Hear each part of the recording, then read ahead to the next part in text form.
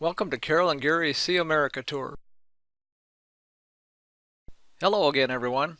As Carol, Jasper, and I neared Panama City a week ago, the trans-oil filter light came on the dashboard of the motorhome.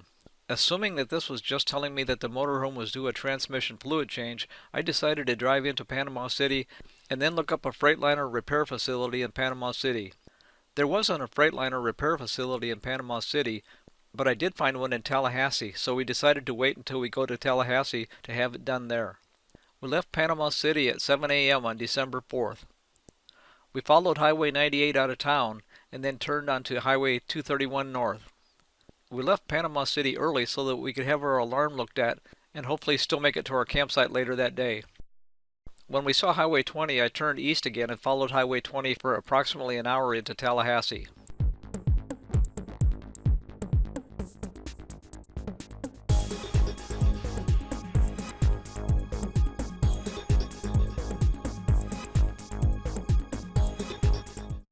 Switching maps, based on the address from the internet, the Freightliner facility appeared to be located on the southern side of Tallahassee.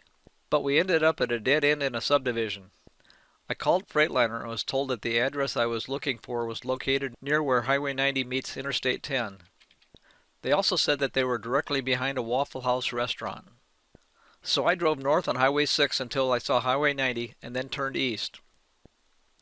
As we neared the intersection of Highway 90 and Interstate 10, I saw a Waffle House, so I pulled around the side, but didn't see a Freightliner office. I did see a senior living center. When I called Freightliner back, I asked them where they were in reference to the senior center. They said that they didn't have any senior center near them. The lady I spoke to said that she would send me the GPS coordinates.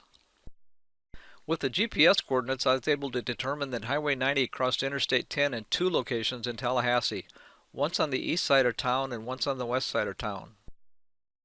So we got on the interstate and drove west 20 miles until we saw the exit for Highway 90 on the west side of town. Freightliner had told me on the phone while we were still in Panama City that they didn't take reservations, so by the time we arrived they were already booked for the day, but said that as long as we were there early the next morning we would be seen. Freightliner, if you don't know it, makes heavy trucks and RV chassis, so naturally, being just off Interstate 10, they were very busy. After sitting in the waiting room from 7 a.m. until 6 p.m. the next day, Freightliner confirmed that our error message on the dash was just a warning that the transmission fluid and filter needed to be replaced. So I had him change the transmission fluid and filter as well as the engine oil because it was due too. On Friday, December 6th, Carol, Jasper, and I drove 20 miles south of Tallahassee to the 68,000-acre St. Mark's National Wildlife Refuge. Managed by the U.S. Fish and Wildlife Service, St. Mark's National Wildlife Refuge is one of the oldest wildlife refuges in the United States. It was established in 1931 as a wintering ground for migrating birds. After stopping for information at the visitor center, we followed Highway 59 south through the refuge, stopping several times to take pictures of birds. Correct me if I'm wrong, but I believe these are American white ibis. Their diet consists primarily of small aquatic prey, such as insects and small fish. Its main foraging behavior is probing with its beak at the bottom of shallow water to feel for and capture its prey. It does not see its prey.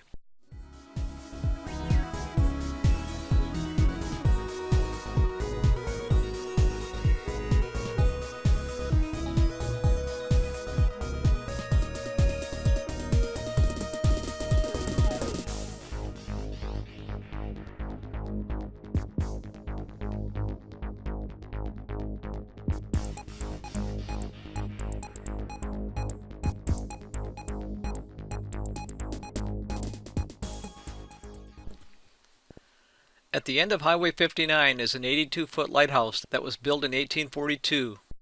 It is the second oldest lighthouse in Florida. In 1865, Confederate troops were stationed near the lighthouse to defend the area against a Union attack. The tower's lighting apparatus was removed earlier in order to prevent the lighthouse from aiding ships of the Union blockade, which were patrolling the Appalachee Bay. In March of that year, a Union fleet of 16 ships appeared off the coast and began to shell the vicinity of the lighthouse in preparation for a landing. The Confederates attempted to blow up the lighthouse during their retreat in order to deny it from being used as a lookout for the Union forces. Though the Confederates were unsuccessful in destroying the tower, the damage inflicted was substantial, necessitating a complete rebuild of the tower immediately following the Civil War. During this rebuild, the original lighting apparatus was restored. The refuge contains miles of biking and walking trails. Birdwatching is also a popular pastime. Books for sale in the visitor center help to identify the birds. Black bear, bobcats, otter, raccoons, fox, coyotes, alligators, snakes, and many different species of birds inhabit the refuge. It is a coveted wintering site for the endangered whooping cranes.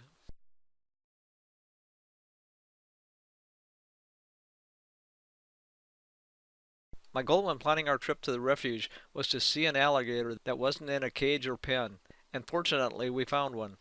This alligator was approximately 100 feet from us.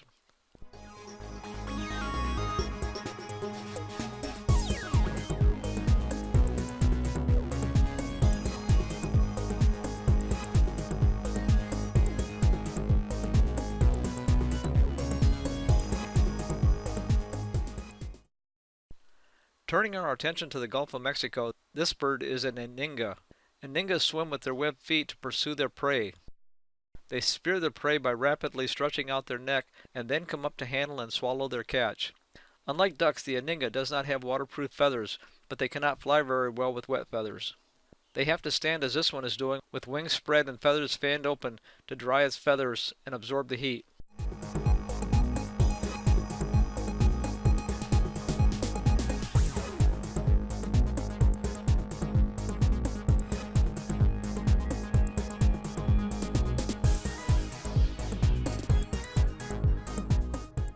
This is a pelican that we saw sitting on an abandoned pier.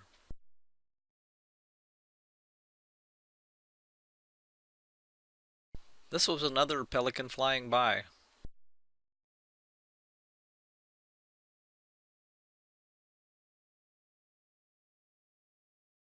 As we were heading back north, we stopped so that we could take some pictures of the landscape.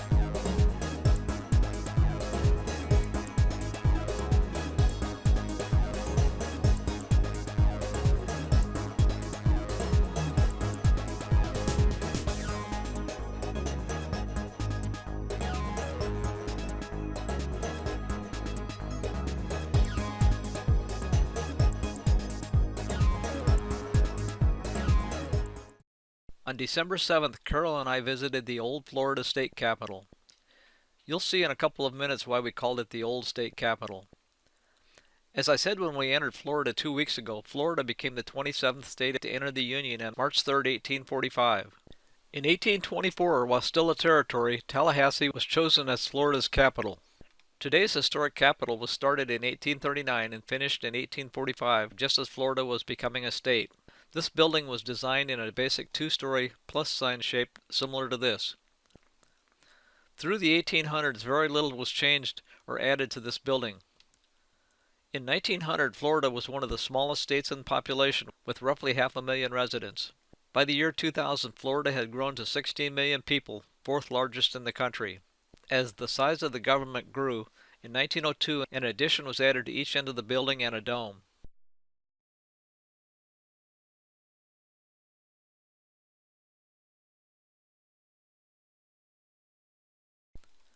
By 1922, and then again in 1947, with the state population increasing, the size of the government was also increasing. Additions were added to handle the additional office requirements.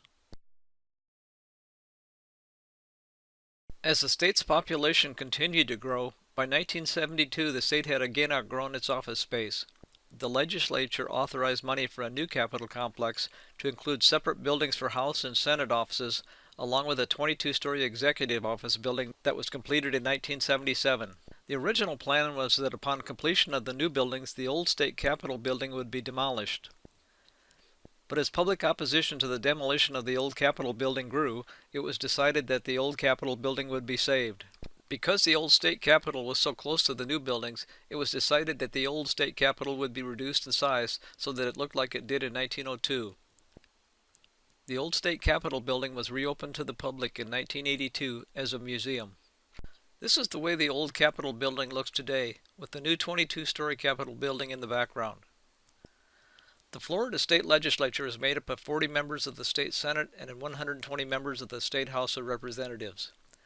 As of 2019, there were 23 Republicans and 17 Democrats in the Senate. This area represents the seating of those 40 members of the Senate, as they would have sat in the 1902 Capitol building.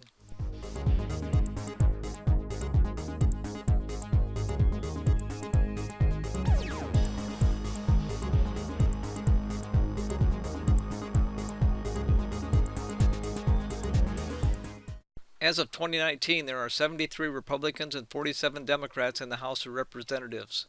This area represents the seating of those 120 members of the 1902 House of Representatives.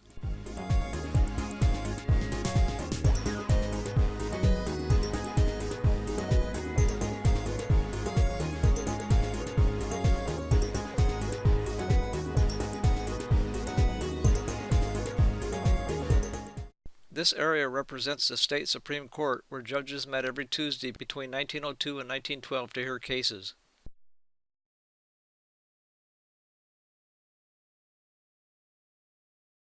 Standing at the base of the grand staircase leading to the second floor, if you look up, you can see the underside of the stained glass dome that was added in 1902. These bricks from the original 1845 building were framed and left visible when the Capitol was restored in 1980. Our self-guided tour of the old state Capitol building was very educational. An online audio tour allowed us to walk around and listen to the areas of interest. We will be leaving Tallahassee on Friday, December 13th and driving to Jacksonville, Florida. If you like this video but have not yet subscribed, please do so to be notified of future videos, and as always, feel free to share with your friends. Thanks for watching.